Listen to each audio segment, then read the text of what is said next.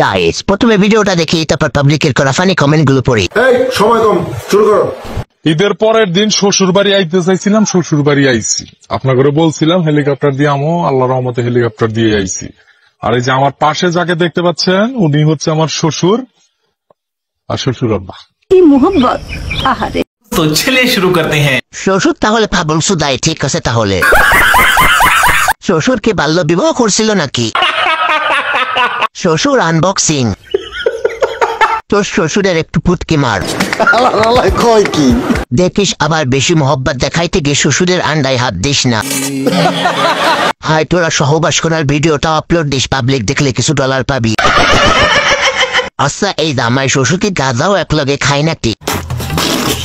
জামাই শ্বশুরকে ভিটামিন ঢুকিয়ে দিচ্ছে, হলে সে বিচি বড়।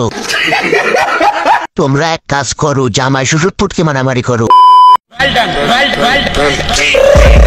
I got broads in Atlanta, just to throw me in the family. Credit cards in the scammers, hitting the licks in the van.